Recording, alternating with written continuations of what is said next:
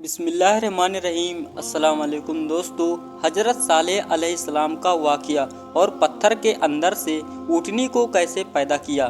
اللہ تعالیٰ نے قرآن شریف میں فرمایا ہے وَإِلَىٰ ثَمُودَ أَخَاهُمْ صَالِحًا، ہم نے سمود قوم کی طرف ان کے بھائی صالح کو بھیجا۔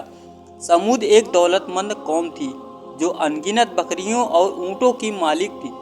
جب عاد قوم عذاب کی شکار ہو گئی تھی تو اس کی جگہ سمود قوم نے لی۔ اس قوم کے لوگوں نے نئی بستی بنائی، مکان بنائے، عمارتیں کھڑی کی، یہاں تک کہ وہ دن بھی آیا جب یہ بے حد مالدار قوم بن کر ابھرے۔ پھر انہیں اپنی دولت پر گھمنڈ ہو گیا، گمراہی کے شکار ہو گئے، شرک میں مبتلا ہو گئے، بتوں کی پوجا کرنے لگے۔ اللہ تعالیٰ نے اس قوم کی ہدایت اور اصلاح کے لیے حضرت صالح علیہ السلام کو پیغمبر بنا کر بھیجا۔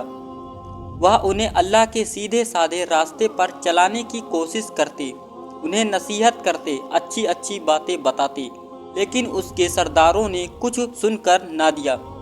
انہیں اپنے آپ پر گھمنڈ تھا۔ حضرت صالح علیہ السلام کی باتیں انہیں اچھی نہ لگتی۔ ایک بار پوری قوم نے مل کر ایک فیصلہ کیا کہ اگر اس پتھر کی ایک اونٹنی جو 10 مہینے کی گابھن پیدا ہو اور وہ ایک بچہ اپنے ہی ڈیل ڈول کا جنے تو ہم اس معجزے کو دیکھ کر ہی ایمان لے آئیں گے اور ہر معاملے میں حضرت صالح علیہ السلام کی فرما برداری کریں گے۔ حضرت صالح نے اللہ سے دعا کی کہ حضرت جبرائیل علیہ السلام تشریف لائے اور اللہ کا یہ پیغام لائے کہ میں نے پہلے ہی دن سے اس طرح کی اونٹنی اس پتھر میں بنائی ہے اور اب اس کے پیدا ہونے کی گھڑی آ گئی ہے، اس لیے تم نڈر ہو کر ان کافروں سے ایمان لانے کا اقرار کر لو۔